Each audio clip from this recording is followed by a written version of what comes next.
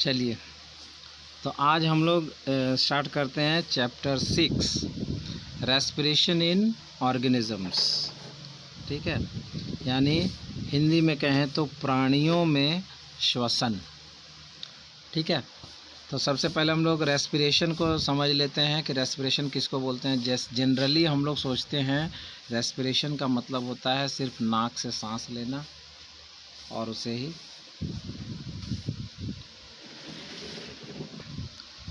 तो generally respiration से आदमी यही समझता है कि सांस लेने को ही सिर्फ रेस्पिरेशन बोलते हैं, लेकिन ऐसा नहीं है। रेस्पिरेशन पूरी मतलब बहुत एक साथ कई एक्शंस जो हैं वो एक साथ चलते हैं, है ना, और कोऑर्डिनेंस में चलते हैं, एक दूसरे के सिंक्रोनाइजेशन में चलते हैं, और तब उसको रेस्पिरेशन कहा जाता है।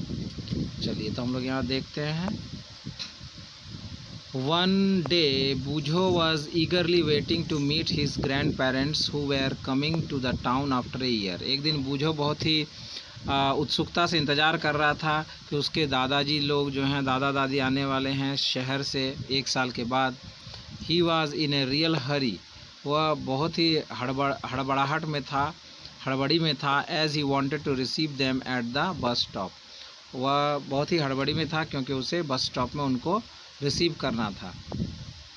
He ran fast and reached the bus stop in a few minutes. तो इसलिए वह तेज़ी से दौड़ा और कुछ ही मिनटों में बस स्टॉप पहुंच गया।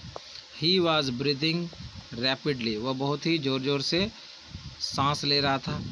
His grandmother asked him why he was breathing so fast. उसकी दादी ने पूछा, क्या हुआ बेटे, इतनी ज़ोर से क्यों हाँफ रहे हो? बूझो told her that he came running all the way. तो बूझो ने बताया कि आज वह काफ़ी दौड़ते हुए आया है ना, इसलिए ऐसा है। But the question got stuck in his mind. लेकिन ये प्रश्न उसके दिमाग में अटक गया। He wondered why running makes a person breathe faster. तो वो जो है, ये क्वेश्चन उसके मन में अटक गया कि आखिर कोई व्यक्ति अगर दौड़ता है या तेज़ी से कोई काम करता है तो उसकी सांसें तेज़ क्यों चलने लगती हैं। The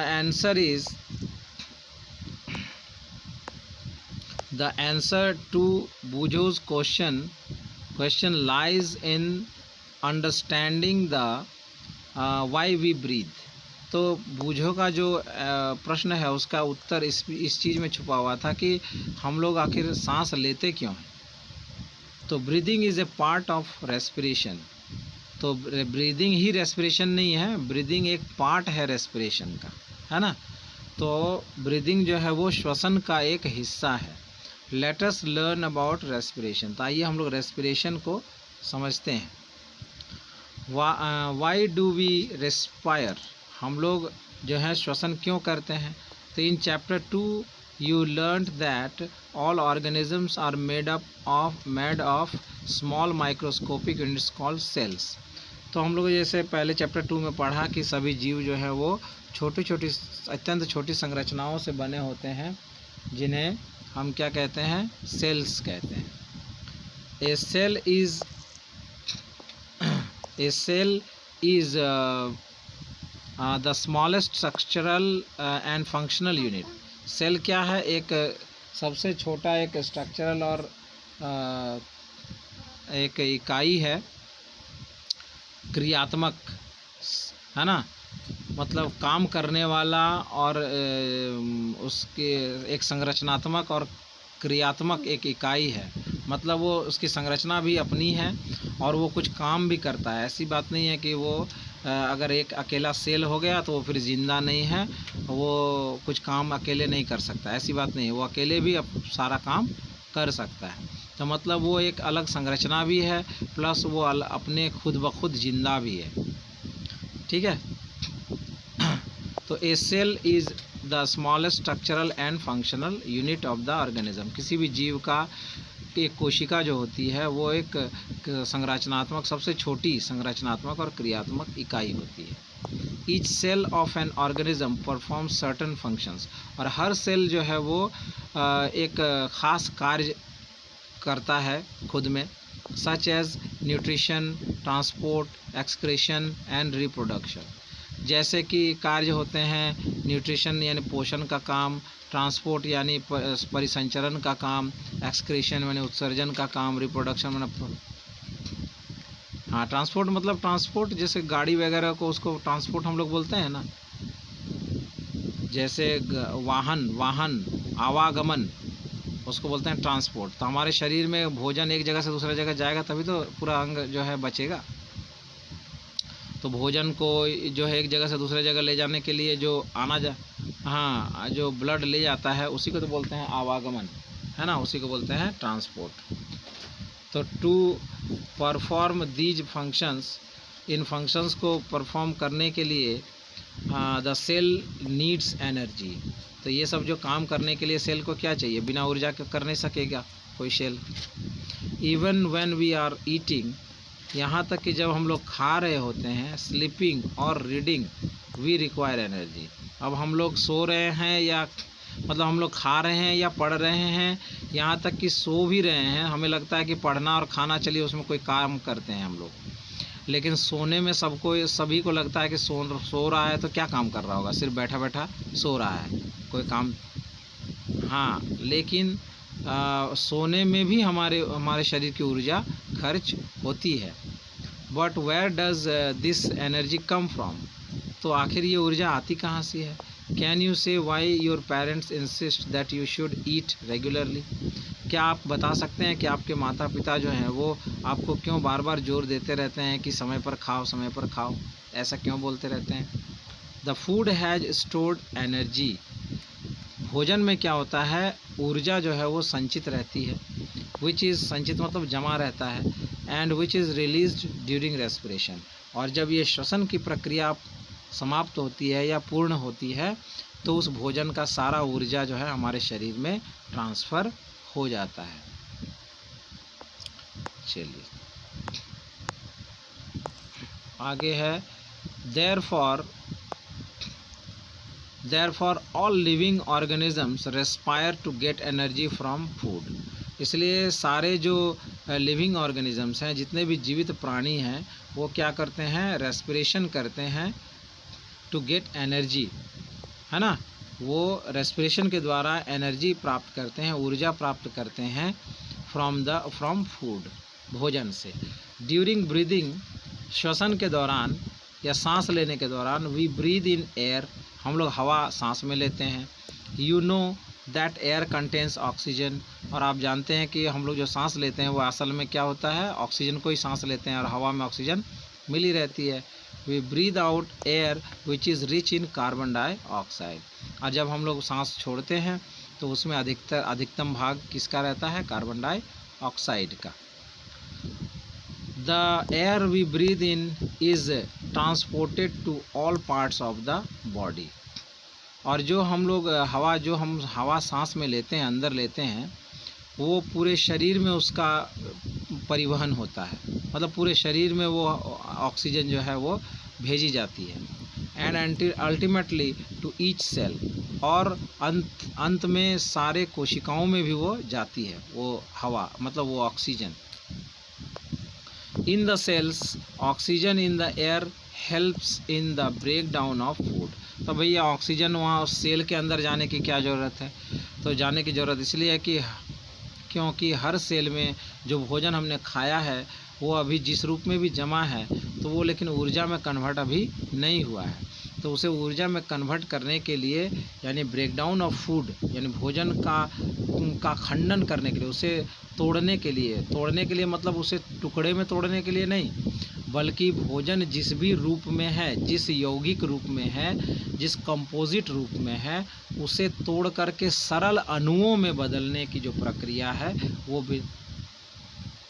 हाँ, तो जब भी कोई चीज़ हम लोग जानते हैं कि परमाणु बम बने हैं, परमाणु बम जो है वो कैसे काम करता है, हम ये जानते हैं कि परमाणु बम में जो है एक अणु जो है एक एलिमेंट का जो अणु है वो कई परमाणुओं में टूटता है, फिर इस तरह से जो परमाणु में टूटते हैं तो अपार ऊर्जा निकलती है, उसी ऊर्जा से हम बिजली जो है बनाते हैं। ठीक उसी प्रकार से यहाँ भी जो भोजन हम खाते हैं वो बहुत ही गूढ़ अणु होते हैं। गूढ़ अणु मतलब बहुत ही काफ़ी कड़े अणु और बहुत ज़्यादा उसमें मतलब बहुत ज़्यादा दृढ़ अणु होते हैं। मैंने उसे हजम करना शरीर के लिए संभव नहीं होता है, तो उसे सरल रूप में बदल दिया जाता है। ठीक है, वो सरल अणुओं में तोड़ दिया जाता है। वो कौन किससे होता है? तो वो ऑक्सीजन के साथ हो पाता है, ऑक्सीजन जाने के बाद हो पाता है। हाँ, वही जो सबसे छोटा पार्टिकल, नहीं सेल, जिंदा में सेल बोलेंगे। जीवित जीवों में जो जीव जिंदा है उसमें सबसे छोटी इकाई को बोलते हैं सेल। लेकिन जो निर्जीव है, जिसमें कोई जिंदा नहीं है, उसमें हम लोग सबसे छोटी इकाई को परमाणु बोलते हैं, मतलब परम अणु। और उससे थोड़े बड़े होते हैं जो मतलब कई परम अणु मिल करके जब बनाते हैं स्ट्रक्चर, तो उसको परमाणु बोलते हैं। जैसे आप समझ लीजिए एक लड्डू ले लीजिए आप। लड्डू जो है, क्या लड्डू किससे बना होता है? जो बूंदी की जो लड्डू बनती है, बूंदिया की जो लड्डू बना होता है, उसमें अब लड्डू को जब तोड़ेंगे तो क्या होगा? वो अलग अलग बूंदी में टूट जाएगा। तो बस वही आप समझ लें कि बूंदी जो है परमाणु है, और वो कई बूंदियों को मिला करके हम लोग क्या बनाते हैं? लड्डू बनाते हैं। तो लड्डू को आप अणु समझ लीजिए। ठीक है, तो इसी प्रकार की संरचना होती है। तो वो जो है अणु जो है, वो जो भोजन के अणु होते हैं वो गूढ़ होते हैं, मतलब कड़े होते हैं। हजम करने में शरीर उसको हजम नहीं कर पाता है, तो उसे छोटे छोटे टुकड़ों में यानी छोटे सरल अणुओं में बदल दिया जाता है, जो वो ऑक्सीजन के थ्रू होता है। तो इसे ही ब्रेक डाउन ऑफ फूड कहते हैं। The process of breakdown of food in the cell with the release of energy is called cellular respiration। ठीक है, तो यहाँ पे एक प्रश्न उभरता है कि सेलुलर रेस्पिरेशन किसे कहेंगे? कोशिकीय श्वसन हिंदी में अगर बोले तो किसे कहेंगे? तो कहेंगे ब्रेक डाउन ऑफ फूड, यानी जो भोजन के जो दृढ़ अणु हैं या गरिष्ठ अणु हैं, उन्हें सरल अणुओं में तोड़ने की प्रक्रिया जो सेल के अंदर होती है, उसे सेलुलर रेस्पिरेशन कहते हैं। Cellular respiration takes place in the cells of all organisms. जितने भी जीवित जीव हैं उनके सभी के सेल के अंदर, कोशिकाओं के अंदर ये जो सेलुलर रेस्पिरेशन है ये होता है। नहीं होगा तो एनर्जी उस जीव को मिल नहीं पाएगी। यानी ऊर्जा जो है वो हमें या जीवों को, सजीवों को कोशिकीय स्तर पे ही मिलता है। यानी हर कोशिका को ऊर्जा प्राप्त करने का जो है वो हर कोशिका ऊर्जा प्राप्त करती है भोजन से। चलिए आगे है, in the cell the food, in the cell the food जो कि मेनली ग्लूकोज होता है, is broken down into carbon dioxide and water using oxygen. तो सेल के अंदर क्या बड़ा अणु किस छोटे अणु में टूटता है भाई? तो ग्लूकोज जो होता है, जो फूड है वो ग्लूकोज के फॉर्म में रहता है। वो ग्लूकोज जो है वो छोटे अणुओं में टूटता है। छोटे अणुओं में मतलब किसके अणु में? कार्बन डाइऑक्साइड के अणु में और जल के अणु में टूटता है, यूजिंग ऑक्सीजन, ऑक्सीजन के सहयोग से। तो जैसा हम लोगों ने एक चैप्टर में, पिछले चैप्टर्स में ये भी पढ़ा है कि जब किसी को जलाते हैं बाहर तो ऑक्सीजन में दहन होता है उसका, तो क्या होता है? एक नया चीज़ बनता है ना, उसका ऑक्साइड बनता है। तो यहाँ भी आप समझ लो कि इसे आप दहन ही कह सकते हैं। It is also a combustion, a type of combustion, a very slow combustion. Okay, तो this is a very slow combustion. तो इसलिए यहाँ भी क्या होता है? ऑक्सीजन के सहारे कम्बुशन होता है और वो बड़ा अणु जो है छोटे अणुओं में टूट जाता है। तो when breakdown of glucose occurs, जब ग्लूकोज का ब्रेकडाउन होता है with the use of oxygen, oxygen के यूज़ से, it is called aerobic respiration. अब ऑक्सीजन के साथ अगर ये जो है अणु का मतलब ब्रेकडाउन ऑफ फूड होता है, तब उसको बोलेंगे एरोबिक रेस्पिरेशन। और अगर बिना ऑक्सीजन के होगा तो एनारोबिक रेस्पिरेशन कहेंगे। तो food can also be broken down without using oxygen. भोजन जो है उसे छोटे अणुओं में तोड़ा जा सकता है बिना ऑक्सीजन के भी। This is called anaerobic respiration, anaerobic respiration कहते हैं इसको। ठीक है, तो ये दोनों में डिफरेंस क्या हुआ एरोबिक रेस्पिरेशन और एनारोबिक रेस्पिरेशन में? कि अगर ऑक्सीजन के साथ ब्रेकडाउन ऑफ ग्लूकोज या फूड होता है तो एरोबिक रेस्पिरेशन बोलेंगे, और अगर बिना ऑक्सीजन के ब्रेकडाउन ऑफ फूड होता है तो बोलेंगे अनएरोबिक रेस्पिरेशन। इसका डिफरेंस एग्ज़ाम में आ सकता है, इसको क्वेश्चन के तौर पर लिखा जा सकता है कि what is the difference between aerobic and anaerobic respiration. चलिए अगला देखते हैं। तो यहाँ पे breakdown of food releases energy, और ब्रेकडाउन जब फूड का ब्रेकडाउन होता है तो क्या रिलीज़ होता है, एनर्जी रिलीज़ होती है। अब उसको इक्वेशन के तौर पर यहाँ पे हम लोग दिखाया गया है कि ग्लूकोज जो है इन प्रेजेंस ऑफ ऑक्सीजन किस में बदल जाता है, कार्बन डाइऑक्साइड में, वाटर में और एनर्जी में। ठीक है, carbon dioxide, water and energy. तो एनर्जी तो हमारे शरीर को ऊर्जा देने के काम में आ जाता है। कार्बन डाइऑक्साइड क्या होता है, कार्बन डाइऑक्साइड वापस ब्लड में मिल जाता है, मतलब सेल जो है, कोशिका जो है, वो जो कार्बन डाइऑक्साइड बनता है उसको वापस खून में भेज देती है हर कोशिका, और वो खून जो है वो एक तरह से गंदा खून हो जाता है, वो वापस हमारे हृदय में आ जाता है, हार्ट में आ जाता है, और हार्ट में वहाँ वापस तब तक हम लोग फिर से दोबारा सांस ले लेते हैं फेफड़े की मदद से, लंग्स की मदद से, और हार्ट जो है उस गंदे खून का संपर्क, उसका इंटरेक्शन करवा देता है जो हम लोगों ने सांस अभी तुरंत लिया है उस ऑक्सीजन से, और वहाँ पे फेफड़े के अंदर में वो गंदा ब्लड जाता है हृदय से, मतलब हार्ट से। वहाँ पे जो न्यूमॉन्स होते हैं फेफड़े के अंदर में, छोटे छोटे वैक्यूल होते हैं, छोटे छोटे गुफा जैसी संरचना होती है गोल गोल, वहाँ पर बहुत ही पतली पतली ब्लड की संरचनाएं होती हैं, ब्लड के वेसल होते हैं।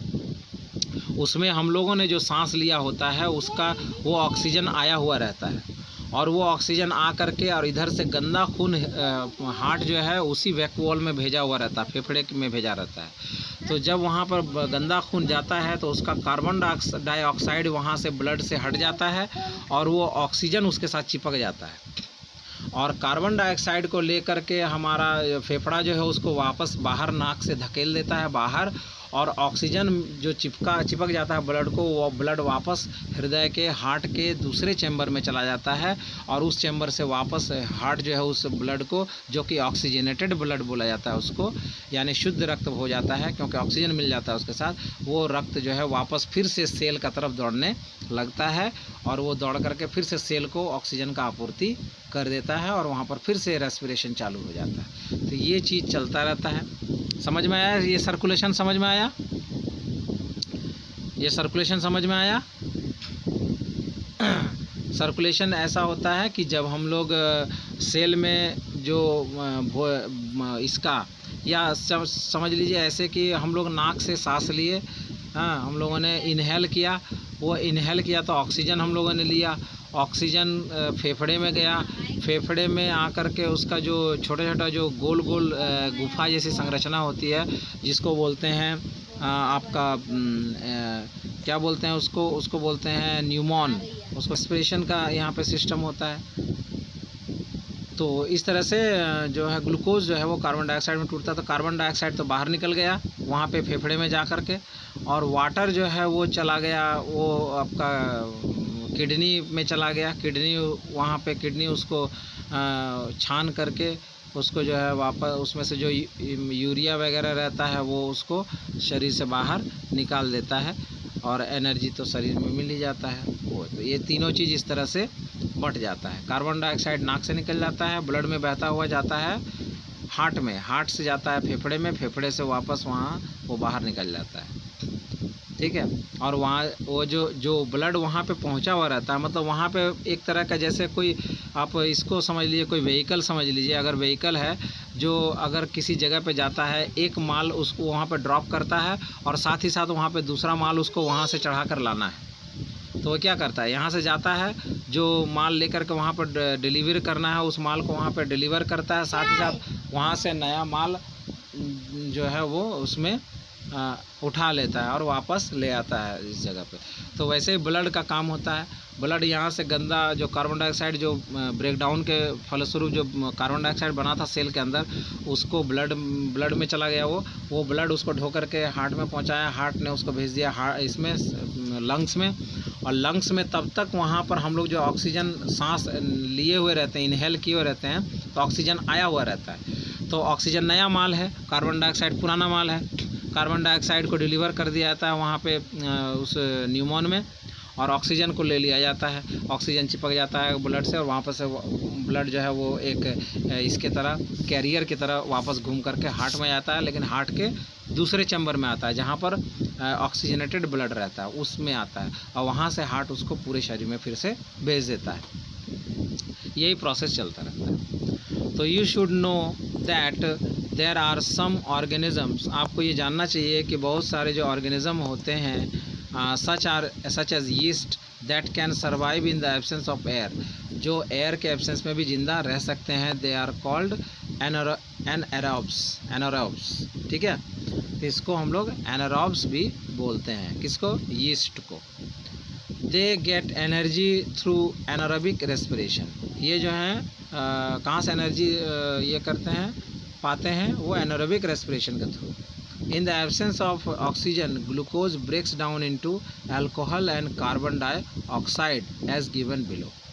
अब हम लोगों ने पहले देखा कि ऑक्सीजन के प्रेजेंस में ग्लूकोज जो है वो किस में टूटता है? कार्बन डाइऑक्साइड में और वाटर और एनर्जी में। लेकिन बिना ऑक्सीजन के वो किस में टूट जाता है? ग्लूकोज अल्कोहल में टूट जाता है, और कार्बन डाइऑक्साइड में और एनर्जी में, ठीक है।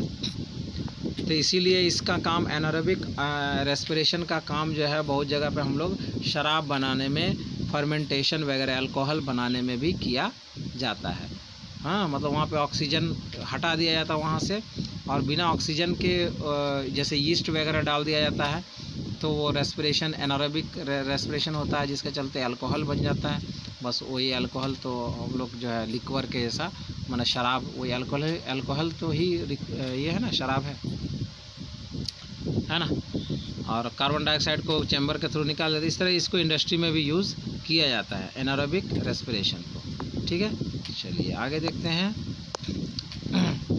Yeast are single celled organisms. Yeast क्या होते हैं? ये सिंगल सेल्ड ऑर्गेनिजम्स होते हैं, मतलब एक कोशिकीय जीव होते हैं। They respire anaerobically and during this process yield alcohol. They are therefore use to make wine and beer, ठीक है। तो यीस्ट जो होते हैं वो सिंगल सेल्ड ऑर्गेनिज्म होते हैं। ये एक कोशिकीय जीव होते हैं। एक कोशिकीय जीव का मतलब होता है कि उसका सारा अंग जो होता है, मतलब भोजन ग्रहण करने वाला, भोजन पाचन करने वाला और भोजन उत्सर्जन करने वाला, एक्सक्रेशन करने वाला, सारा चीज़ जो है वो एक ही सेल से होता है। उसका अलग से हाथ पैर मुंह नहीं होता है, ठीक है। तो वो जो है एनारोबिक रेस्पिरेशन करते हैं, और उसके फलस्वरूप वो क्या बनाता है? अल्कोहल बनाता है। इसीलिए they are therefore used, इसलिए उनका यूज़ किया जाता है to make wine and beer, इसलिए उसका शराब, बियर आदि बनाने में उपयोग किया जाता है। Our muscles cells can also respire anaerobically. हमारे मसल्स जो होते हैं, हमारे जो मांसपेशियां हैं, वो भी एनारोबिकली कभी कभार रेस्पायर करते हैं, but only for a short time, लेकिन काफ़ी कम समय के लिए कर पाते हैं। When there is a temporary deficiency of oxygen. ऐसा कब होता है? जब हमारे शरीर में टेम्पररी, मतलब थोड़े समय के लिए ऑक्सीजन की आपूर्ति जो है, यानी ऑक्सीजन जो मिलता है वो घट जाता है या उसकी कमी हो जाती है, तब हमारा शरीर ऊर्जा प्राप्त करने के लिए अनएरोबिकली रेस्पिरेट भी करने लगता है। ड्यूरिंग तो ऐसा कब होता है? ऐसा तो जब हम लोग अचानक जो हमारी शरीर की जो प्रक्रिया है, जो उसकी क्रियाएं हैं, उससे ज़्यादा तेज़ हम अगर कोई प्रतिक्रिया या अभिक्रिया या मतलब क्रियाएं करने लगेंगे, हम अपने शरीर को करवाने लगेंगे, तब हमें हमारे शरीर को खूब ज़्यादा ऑक्सीजन की ज़रूरत तुरंत पड़ती है, और वो तुरंत ऑक्सीजन हम लोग आपूर्ति नाक से नहीं कर पाते हैं, इसलिए हम लोग फिर मुंह खोल के सांस लेने लगते हैं। और जब मुंह से भी ऑक्सीजन पर्याप्त मात्रा में शरीर को नहीं मिल पाता है, तब हमारे शरीर में कहीं कहीं क्रैम्प हो जाता है, मतलब मसल जो है वो अकड़ जाता है, यानी वहाँ पे एनारोबिक रेस्पिरेशन हो जाता है, जिसके चलते वहाँ पर दर्द वगैरह हो जाता है।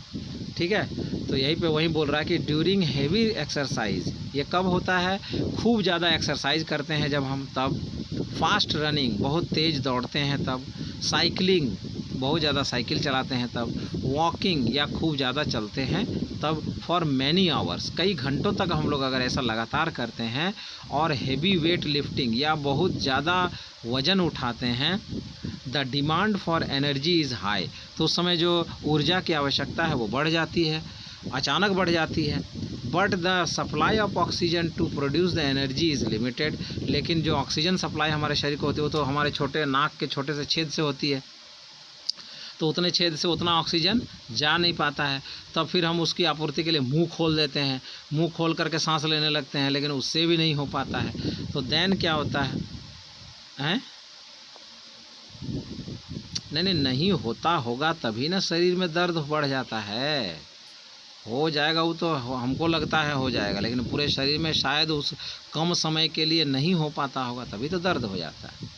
Then anaerobic respiration takes place, तब क्या होता है, शरीर को तो ऊर्जा चाहिए, अब वो आप ऑक्सीजन नहीं दे पा रहे हैं तो कोई बात नहीं है, बिना ऑक्सीजन के हम ऊर्जा तैयार कर लेते हैं भाई, शरीर ऐसा बोलता है। उसके जो सेल्स होते हैं वो बोलते हैं कि ठीक है, हमको ऑक्सीजन नहीं मिल पाता तो कोई बात नहीं, हम अभी टेम्पोररी जो है वो टेम्पोररी रूप से जो है हम मसल के जो है अभी एनारोबिक रेस्पिरेशन करके ऊर्जा तैयार कर लेते हैं, to fulfil the demand of energy, जो अभी तत्काल एनर्जी की ज़रूरत पड़ी है उसकी आपूर्ति के लिए। ठीक है, और जिसके चलते क्या होता है, उसके शरीर में क्या बनने लगता है, उसके शरीर में बनने लगता है अल्कोहल, या हमारे शरीर में अल्कोहल तो नहीं बनता, लैक्टिक एसिड बनने लगता है। क्या बनने लगता है, लैक्टिक एसिड।